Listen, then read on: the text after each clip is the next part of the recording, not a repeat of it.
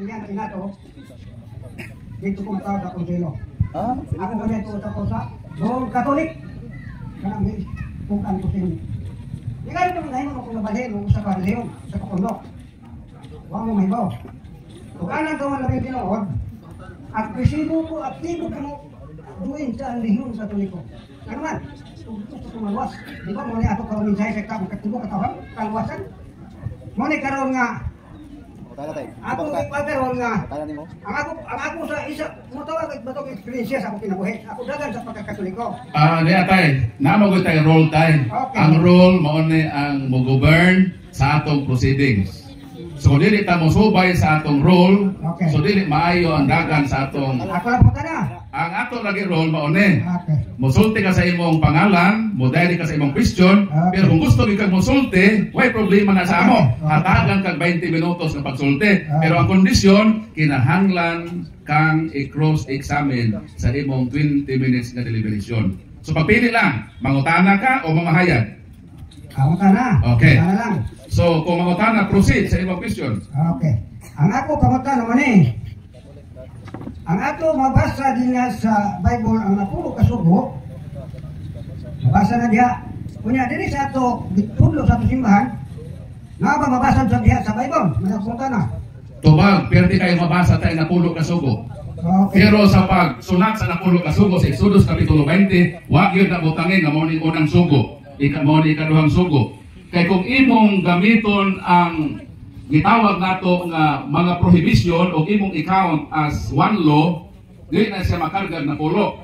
So ang simbahan may compact niya na, for example, kanang dili ka magbaton og laing Dios sa atubangan ko. Okay. Kanang dili paghimog larawan, iya nang attach diha sa unang sugo. Kaya naman, kung maghimo kang larawan, kung imo ni i-recognize as God, ang imong gi-violate nga balaod mo tong nagbaton ka og lain nga Dios. Para dili ma-redundant, makumpleto nga napulo. So, ang simbahan mihimo sa iyang gitawag nga pag-summarize sa napulo ka sugo. Doon na may detalyado o doon na po yung pag-summarize. Pag-summarize, in short, pag-sum up sa 10 commandments. So, di mo talang ikarga ang tanggol pag sumaga lang sa napulo kasugo, for the first place, na ang napulo kasugo, wag yun na ingladihan at inagunang so ikaduha. Ang simbahan lang ang naghatag ni anag summarize kung unsa ang mga napulo kasugo na nakakantar diya sa Exodus Kapitulo 20. So, ang tubag sa pangutana, naa, kompleto, wag yun na kuhai, kay mabasa man sa Biblia, bisan mo, i-check around sa Catholic Bible. Ang imo gingon diyan na mabasa sa kapande ang napulo ka sugo sa Exodo 20. Pero ako lagi diyon ni mapunta na, ang isulat niya sa atong simbahan, iyon mo dito. Santoson mo ang adlaw Domingo o pista dili mo para sa napulo ka sugo sa Exodo 20. Sa ako nang giingon ang pag saysay sa simbahan sa iyang napulo ka sugo pag-summarize sa konteksto sa simbahan sa iyang panahon. So, diha sa Exodus Kapitulo 20, versikulo 8 ng iyon nga balaanon mo ang adlaw nga ipapahulay. Okay. Kanang adlaw ipapahulay din ha sa konteksto sa Old Testamento, Deuteronomio 5:12 at 15, nang iyon diha nga hinumduman mo nga giluwas ka sa imong Ginoong Dios sa iyang kamahanan mga bukton o tungod niini tamdon mo ang adlaw ipapahulay. Nga sa konteksto sa mga Hudiyo, ang ilang Sabbath day ang paghinumdom ni atong ilang pagkaulipon sa Egypt na ang kaluwasan ipabuhakay sa Diyos nila, ilan ang handumon. O na sa konteksto sa mga Israelita sa Old Testament, ang ilang Sabat na girecognize mo ng ikapitong adlaw. Pero kung manhita sa konteksto sa Christian, kaya ang Christian giluwas usab ni Kristo sa pagkaulipon sa law kamatayon, namatay siya sa Bernes, tuwa sa luganan sa Sabado, sa pagkadomingo nabanhaw siya, o matod pa ni San Pablo kung wala ang pagkabanhaw, bisan namatay siya, wala kapustanan na itong pagtuos. Ang kombinasyon, ang victory sa mga Kristiyanos, na ilang handumon ang kaluwasan, mao ka ng Domingo. Mao nang diha sa napulo kasugo ka na sa simbahan, gi-contextualize ka na sa konteksto sa panahong Kristiyano, ng ilang paghandom sa kaluwasan, mao ka na ang adlaw nga Domingo. Gitawag ka na the Lord's Day. Sulod na pangutanan. Patod pa rin mo, ang adlaw ng Domingo. Muna yung imong ipasabot nga inyo lang ibalhin ito kay mo lagi na, yung istorya. Ang tubag, Hebrew 7:12. Kung dunay pag-usab sa pagkasaserdote o pagkapare, kinahanglan usab nga dunay amendment o pag-usab sa balaod. Kaniadto ang law nga 7th day, ang pari niadto panahon na mao si Aaron. O sumala sa versikulo 7, 11 ug 12 sa Hebro, kadtong daang pagkapari gipulihan na sa bag-ong pagkapari nga mao ang priest according to the order of Melchizedek, which is so Kristo ang high priest. O tungod ni ana mitik effect ang giingon sa 7:12 na kung dunay pagbag-o sa pagkapari, doon na say pagbag-o sa kasuguan. So automatic na. So dili ang Katolikong simbahan ang nag-usap, kundi during pa sa mga apostol ang ilang day of worship. Sumala sa Mateo 28:1, ninabay naman ang ipapahulay sa Sabado sa mga Hudiyo o bibanag-banag na ang unang adlaw semana nga maong Domingo, versikulo 9, misugat kaya Mateo miingon, misimba sila ngadto sa Ginoo. So from then on, ang day of worship sa mga Christian is Sunday. Muna dito sa Buhat Kapitulo 20, versikulo 7, kama 11, ang ilang remembrance kung paghandom sa pagtipik-tipik sa tinapay, nahitabo sa adlaw ng Domingo. Mao nang ang day of worship sa mga Kristiyano sa New Testament, kaya di naman ta sa bagong tugon, wala naman ta dito sa Old Testament. Ang sa ato, sa Bagong Testamento, ang adlaw nga pagsimba sa mga Kristiyano, nilang handumon ang pagluwas sa Diyos nila, mao ka ng adlaw nga Domingo. Ang adlaw nga Sabado wa kay problema na sa mga Hudiyo na 5:15 sa Deuteronomio. Paghandom to sa kagawasan nila dito sa Egypt. Unya dili wa man ta maulipon sa Egypt. Para man to sa konteksto sa mga Israelita. So ni ata sa konteksto sa kaluwasan nga naangkon sa mga Kristiyanos nga ang atong day of worship mao na ang Domingo diin na banhaw ang atong Ginoo. So kan. Ang akong pangutana, ikaduhang pangutana, ano pa ang adlaw nga ipapahulay si Kristo na Kristo mga dito sa Mateo 7:21 o parang sa Mateo 5:17 dito sa panguna kanya ko aros pagbuka sa balay pagtungan ang pangutana. Isa may gitagaga prosesyon nga bungkakog ng mga pundok dinhi sa kalibutan. Si Kristo naghatag authority sa simbahan.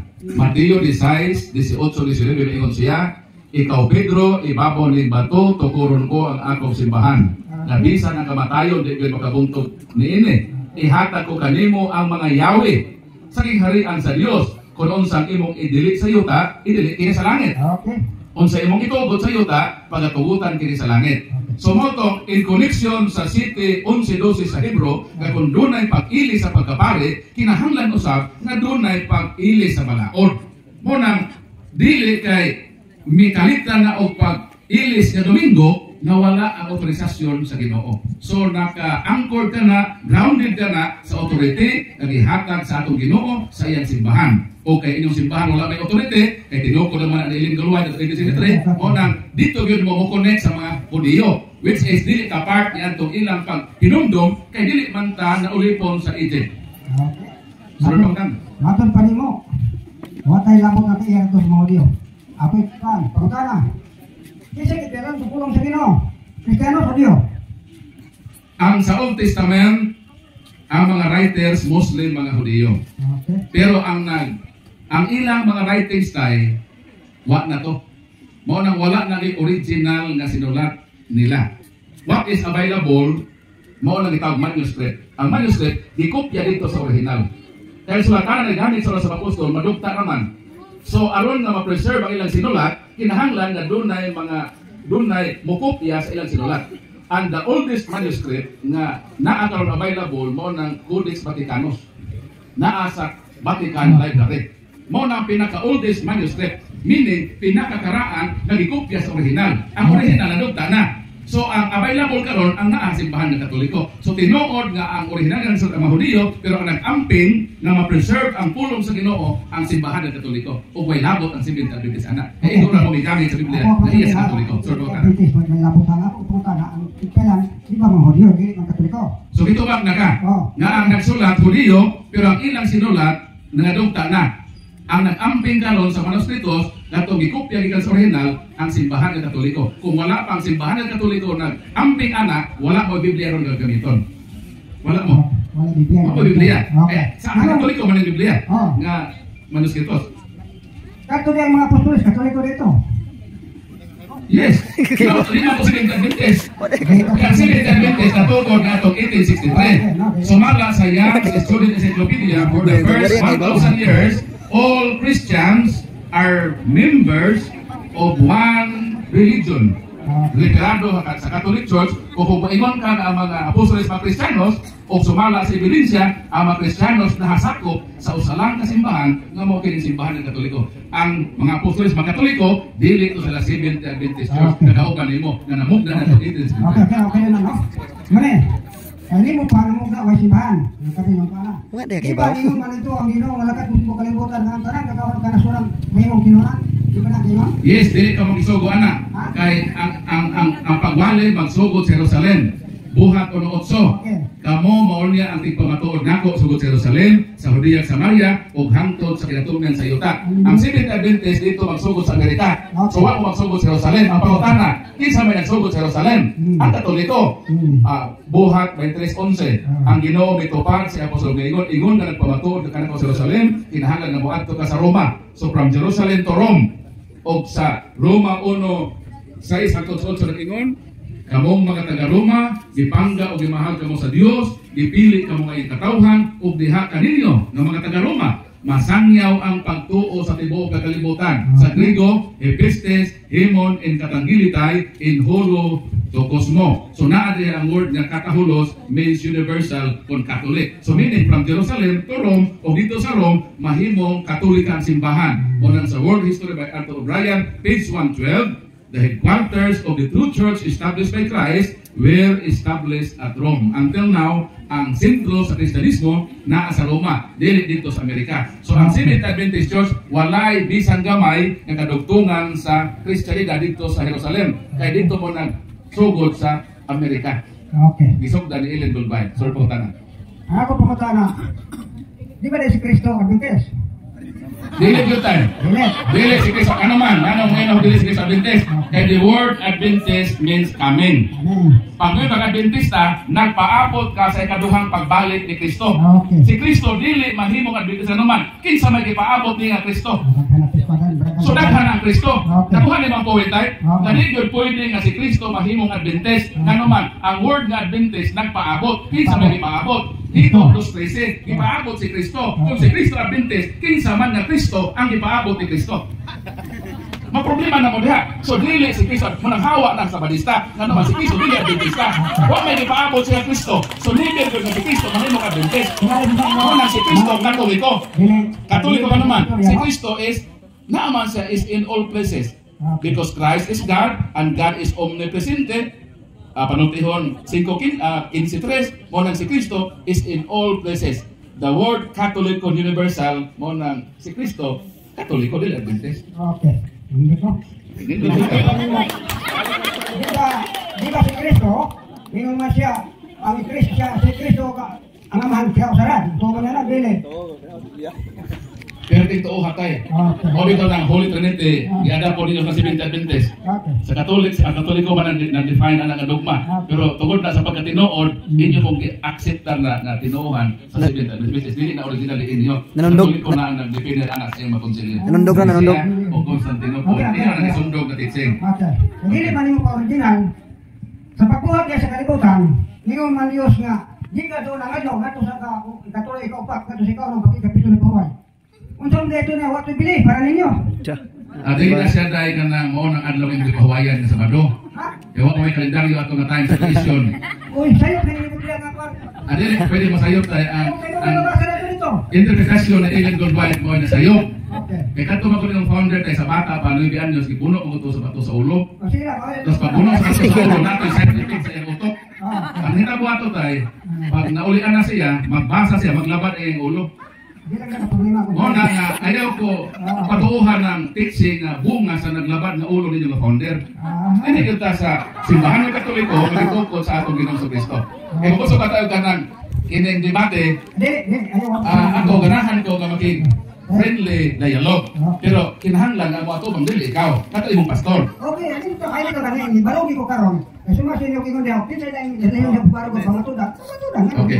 So natubag na napapangutanan kanang giingon sa Genesis chapter 1, dili na ang literal 24 hours nga sama sa gipahulayon sa Balista. Kaya during the time, wala pa may kalendaryo. So, wala na siya mag-refer o at as literal 24 hours nga one day sama sa atong hibaw-an karon. Kaya sa Ginoo tayo usa ka adlaw sa Ginoo usa man sama man sa usa ka libo ka adlaw sa tao. So ayaw pwede convert na Genesis mao na ang atong gipahulay karon. Kanang ingon data nga mipahulay ang Ginoo ambot ipasabot ana nga mihunong siya sa iyang pag-create during sa days of creation. Pero nagpadayon siya sa pagpamuhat bisan gani sa adlaw nga ipapahulay. Sumala din sa atong mabasa sa Juan Kapitulo 5 versikulo 17 ningon ang atong Ginoong Kristo. Busa si Jesus mitubag kanila, ang akong amahan nagbuhat hangtod karon, busa ako nagbuhat usab. Ug sa ning adlaw kini nga Sabado, sumala sa versikulo 9. So ato pa ang Ginoo sa iyang pagpamuhat, wala siya mohunong bisan pa sa adlaw Sabado nagapamuhat siya ug miingon si Jesus mo nang ako nagapamuhat usab. Kadtong iyang gisuma, alsaha ka ng imong ay mo kanang katong iyang higanan which is supak na sa balaod sa Sabat. Pero si Kristo miingon nga ako nagabuhat hangtod niining adlaw. So meaning magabuhat usab kita. Kung saan nga buhat nato ang pagbuhat sa pagpangalagad diha sa Ginoo sa pagbuhat og maayo sama sa gihimo ni Jesus sa day of Sabat namuhat siya sa pag-ayo ni adtong tawo may sakit iyang giprove nga naayo na pinaagi sa pag-alsa sa higdaanan. So tutan. Okay. Ako pagkana kani kani mo pa sa Kristo lain lang iya sa mo kay parang Kristiyano na siya di ko sa Adventist. Yang amo bilang Adventist mo man ang nagugna sa create sa kalibutan. Objection tayo si Kristo ulit Kristiyanos. Kaya ang word magod na Kristiyanos is followers of Christ. So kinsa man nga Kristo ang isunod ni Kristo. So ako lang pagkutan na magpagkinsan follower ni Kristo.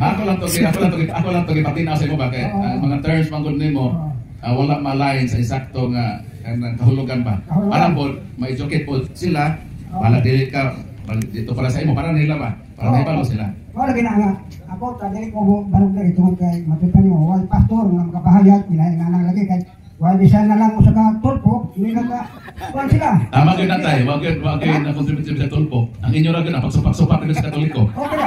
Inyo na. Pero kay matupan sa Katoliko, amo sa na dit mo pamatudan nga mga gini makita ni sponsor karon ni man si isang tay okay na to ako boarding sa ayan lang kaya mga words na to ba. Sige, proceed tayo. Sige pa tayo.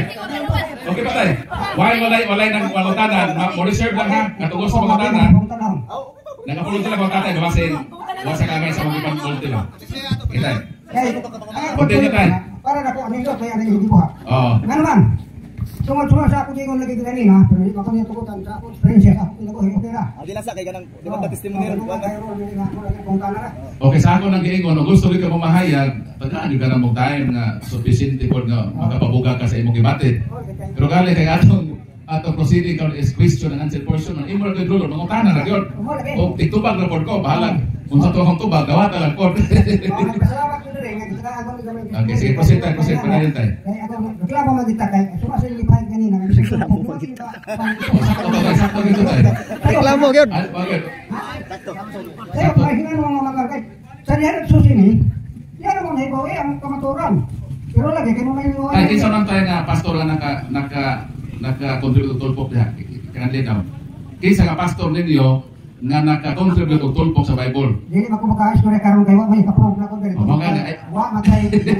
Kami naamantay. Nga nag-imbento sa period obispo ang Katoliko. So okay ka tayo, okay ka to nga ang Katoliko mo ay nagbuta og tulpok. Okay. Okay ra. Dili na mo kabahin sa tukalasan ko yung tulpok. Ay importante ang tulpok ay sige sa bisan gamay nga kudlit o tulpok dili. Oo. Importante na ba ito? 100%. Loe ba diba? Ako ra ko sa inyo nga sa pangkana raman. Pero ako sa dako nagamay ng istorya nga. Sumasin yan na lagi nga way makatubag. Na, may wa. Nga man yung pala din si radyo mo ni kung man ko sa ito. Amo ni himo ni dire pero tayo pinakalabi sa advice mo tayo no. Paulit na tayo simbahan Katoliko. Okay lang. Palakpakan tayo no. Sa may problema si tatay at tabangan nga mahiuli sa tinuod nga simbahan. Ito po ni Kristo. Eh, nakila na ka tayo sa imong founder na si Ellen Worldwide. Dili, huwag may makita ka sa panglumoy mo. Sige lang to.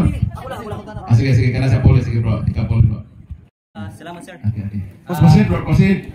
Ang amo bro is question, answer. Pero gusto ka o ka na mamahayag, hatagan po 20 minutos. Di na ko mamahayag sir.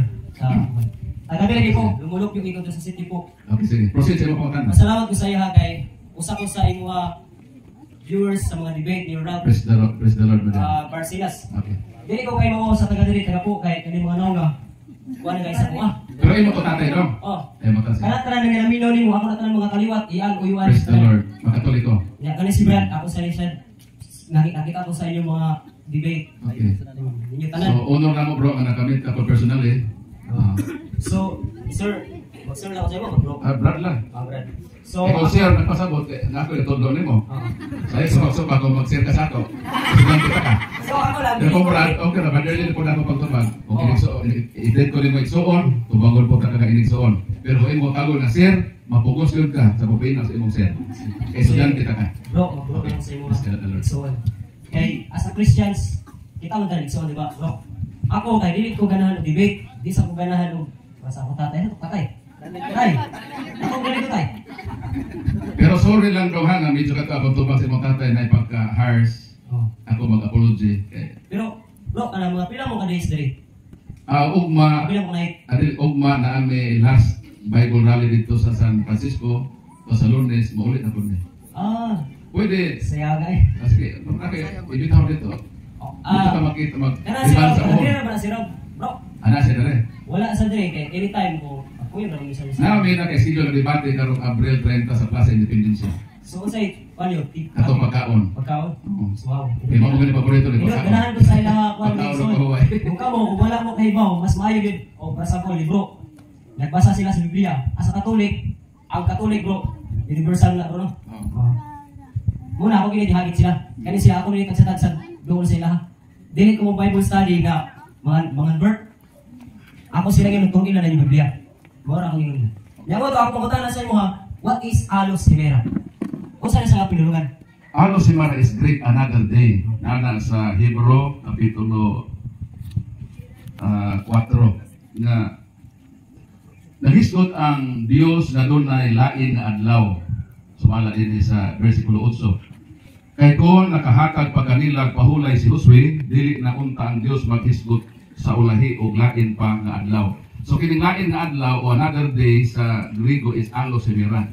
Sa Greek doon ay duha ka word nga sa another. Itawag nga heteros o itawag nga alos. Pag mayroon tag alos, different in the same kind. For example, tag example ko. Mangga nga karabaw o mangga paho. Puro na sila mangga. Pero lahi lang ang variety. Mangga paho o mangga karabaw. Mo nang alos. The same sila na Sabat but another day. So dili siya Saturday. So naanay another day which is mo nang Sunday sa mga Kristiyanos. Dili man heteros ang igamit din eh. Ang heteros lahi, for example, heteros, lahi to siyang another. Pero ang imo pagkutana man ang alos, so mo nang another day, so ang kanang Sunday mo na ang day of remembrance sa mga Kristiyanos. So katong ikapitong adlaw sa mga Hudiyo, 5:15 sa Hebrew, hinumdumin ninyo ang adlaw nga ikapito, kay giluwas ko kamo dito sa Ehipto, pinagi sa akong kamot nga kusgan o tungod din itamdo ninyo ang ikapitong adlaw. Ang konteksto ato nga day, ang paghandom dito sa kaluwasan nga naangkon sa Israelita. Pero kita mga Kristiyanos, doon na tayo kaluwasan na ipabuhagay sa Ginoo nato o gipaunan na niya kini dinhi sa Salmo 118. Ang kaluwasan nga buhaton sa atong Ginoo.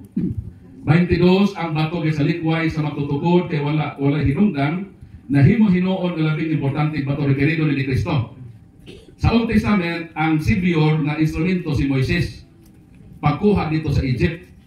Ang Ginoo dili man sa gusto kalimtan ang iyang kaluwasan, mo tong nagsugo siya atong 7th day to remember sa salvation na naangkon sa iyang katawhan. Pero dinhi naa apoy bag-ong kaluwasan na palabuton pa nga ang mubuhat ni dili si Moises o si Kristo mismo na ato manunugos. 23. Buhat kini sa Ginoo o katingalahan kaayo. Mao kini ang adlaw nga hinumduman nato ang pagluwas sa Ginoo kanato maglipay ug magmaya kita diini. So naa day adlaw nga himuon sa Ginoo nga handumo nato ang iyang pagluwas, maglipay ug magmaya kita. Ang pangutana unsa man ning adlaw? Mo to gitaw alos hemera, another day, dili na ang Saturday sa Hudiyo. Kaysa Biyernes namatay man si Kristo. Maglipay day ka sa kamatayon ni Kristo, bisan ako sila lipay. Nagsubo sila. Sa dihang si Kristo sa lugar ng Sabado, nabay apostol na nagsadya. Ang imo ganit parente na sa haya, di ganit ka malipay. Kano sa man nalipay o nagbay ang mga Kristiyanos? 28 sa Mateo, nabanhaw siya sa adlang Domingo, nagmaya ang katawhan sa Dios, nisimba sila sa Ginoo sa maong adlaw na Domingo. Ang tubag ni Brad, sa minteryo man ko, no? What may automatic man na to, mas Ginoo dito sa Luganan. Alang-alang, mangita pa kay Lord, bakit na Lord dito si Mahagay? Mato ko malimba, men. Ito na yung ang Ginoo pinuwi. Di man kung Sabado, Domingo man, ayaw mo simba na ako. Wala. Kundi doon na day adlaw nga, this is the day that the Lord has made. Let us rejoice and be glad in it. And that day is Sunday, the Victory Sunday. Mo nang niingon si San Pablo, kung si Kristo namatay, o wala mabanhaw, kawang lang ang atong pagtuo. So ang misteryo sa Kristiyanos, ang Resurrection Day. Mo nang sa ato Domingo, kay mauna ang pagpahigawas ni Jesus, kanato gikan sa kaulit na nato, kasalaog kamaganon. Ang konteksto sa pag-worship sa Ginoo sa Sabat sa Domingo, konteksto na sa kaluwasan nga gipabuhagay sa Ginoo kanato. Wa mi subak ana 70. Wa mi subak ana 5-15 na. Ang konteksto na sa pagkaulipon sa Egypt. Natural nga sila gyud maghinumdum ana until now kay apektado man sila sa salvation na naangkon nila dito sa Ehipto 430 katuig. So mo na tubag sa pangutana, medyo natasan tungod na itong importante ng alos si Mera. Salamat kayo bro sa inyong tubag. Ang kaniya akong pangutanan ni bro, dili kay di siya disod kay mo tubagon. Kay baw na kani. So pangutanan ba ni bro? Katong mingon ka nga bahog na mura man pantay ni na. Kaya si Isaias Size. Ay na bro. Kay baw na ka na verse. So katong sa 10 Commandments in Exodus chapter 20, usa kaadlaw nga ipahulay. So why we conclude that nga mingon man pa nga this is the day or alos imera another day nga this usa kaadlaw nga ipahulay sa Ginoo. Kaya bro, sayo na kayo. Tama ganda ng usa ka adlaw. Wa pa man ang laing adlaw. Wa pa to alos imera, wa pa ito sa New Testament. So dito sa Old Testament, usa ra gyud ka adlaw to. Mao na ikapito. Wa supa kana. Pero imo man gikon ito alos imera nga naa day lain nga adlaw. Imo hinong ipaghimug-atan nga naa day lain nga adlaw ni anang usa ka adlaw dito sa Old Testament, which is alos imera another day. So dili siya Saturday kay kung the same Saturday, dili na alos imera, Sunday. Dili another day. So mo nang amo gibantay na another day. Pero may supak na ito giinom na days sa Old Testament kay mahuli ba pinapili ito nga sa Hudiyo man to ato dito sumagon to mga Hudiyo nga ang Ginoo gihatagan na sa ato commandments na hinumdumin ninyo nga giluwas kamo sa Ginoo nga inyong Dios sa iyang kamahanan mabukton sa pagulipon sa Egypt. Tungod niini bantayan ninyo ang ikapitong adlaw nga ipapahulay. In konteksto sa salvation na ilang naangkon sa pagpahigawa sila sa Egypt. Sa ato nang giinon, kita po na kakaangkon po ang kaluwasan ni Kristo ang atong Savior gyud nga sa pagkatibuk-an o mingon dito sa Isaiah sa Salmo na kini nga pagluwas ni Kristo buhat kini sa Dios, and this is the day that the Lord has made. Let us rejoice and be glad in it. So ang among kalipay nga magmaya kanang day of resurrection. Na nalipay mi nga si Kristo namatay para namo o nabanhaw siya sa adlaw Domingo mo nag-rejoice Sunday. That is another day, which is alos imera. Sorry po tayo. Sa Mateo.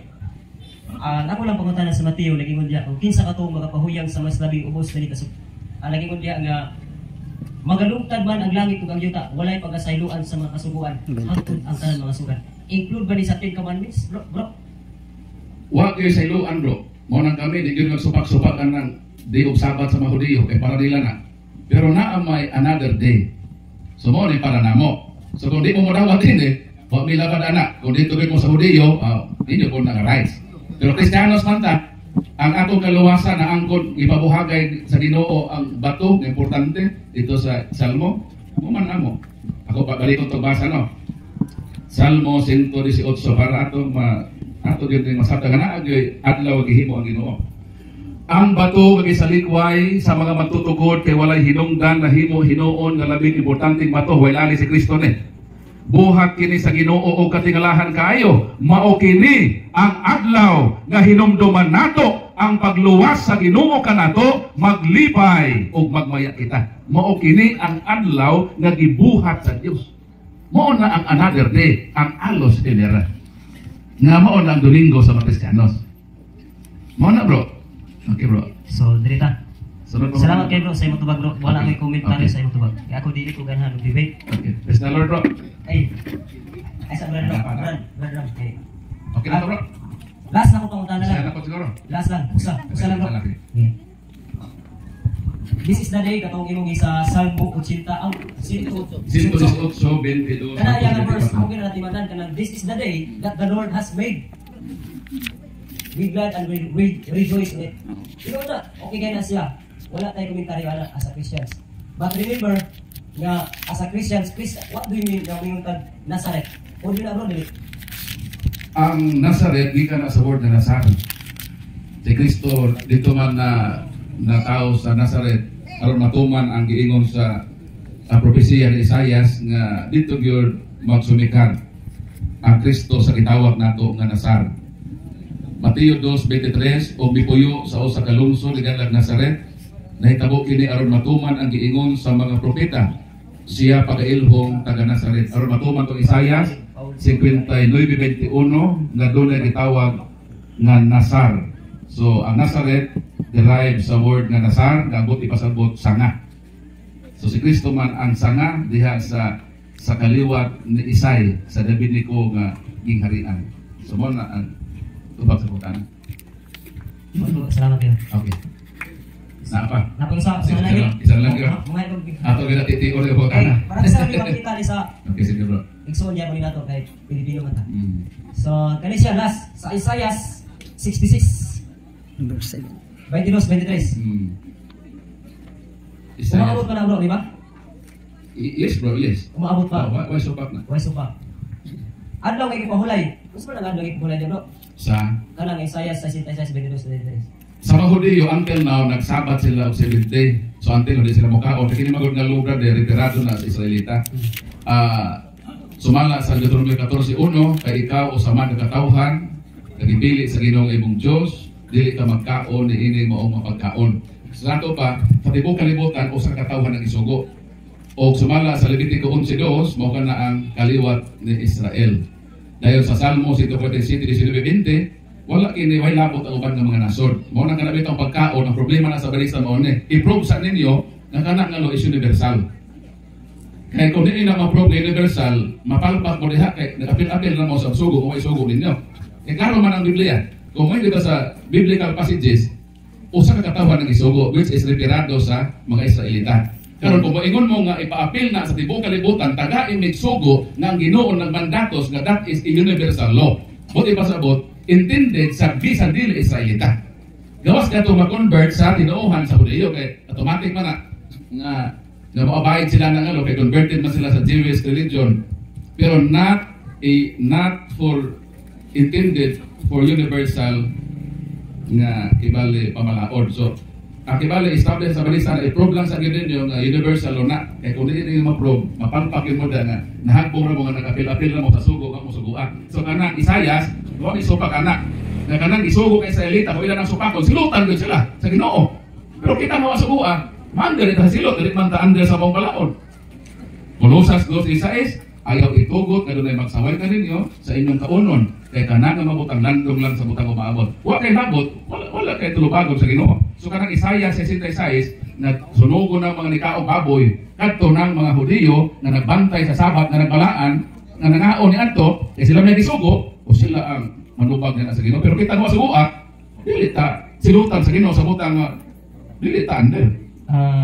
Excuse me mo na mukan ko ma-premise ko ang 22-23. No include ang pagkaon na wala gid sa next state og pagkaon. Yeah, terus 21. Isaiah 22-23 Sabat ang Didita rin ang topic. So wala talaga sa pagka-operate. So, ya ang ako gikuan, unsa kabahin, di ba? Future pa na maabot ano?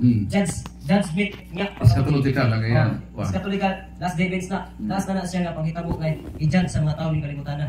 Ya, kung ato tanawon bro, apil ba ang Kristiyano niya anak? Sa akong tubag, dili lagi ang Ginoo mo judge kanimo kuha ka na sugo sa pagpatuman ni anak. Obligado na sa mahudyo kay sila gisugo. So during judgment day, manupag sila sa Ginoo kung ilang gibayulit ang balaod intended para nila. Pero sa makisang dili na pwede mapatong nimo. Kaya wala man sugo i-prove sa lagi gisugo. Kaya kung ma-prove nimo gisugo nang kung subak-subak ta, apil ta sa silutan sa ulahin nga panahon. So mara to tubag bro. Kay Last lang yun. Last lang yun. Nakoy nabasahan bro. Admitted and signature by our bro ba? Mga press na to. Kung ato tanawon bro, nakalaman siguro yung Latina Vulgata. Last na gina. Nagingon niya nga, ipakanawag ang bagong langit ug ang bagong yuta, new heaven and new earth. Nya, nag-isgot niya, adlaw nga ipapahulay. Ang adlaw nga ipapahulay, the state, nya, in a Catholic version, signature by a different, mga tulos siguro na sila kapari. Nganong gi-isgutan na niya, ang adlaw nga ipapahulay, the state did Sabado. O maabot pa na ipakanaog sa Ginoo dinis yuta. Okay. Pag yung diha bro nga from Sabbath to Sabbath, from new moon to new moon. Ayaw po ng new moon to new moon. So sa may pagbasa ko na from Sabbath to Sabbath, kanang to das na siya. Kaya kung may untag, mulaktaw kag Sabado, dapat kama na siya. Tuman, from Sabbath to Sabbath, meaning 1 week.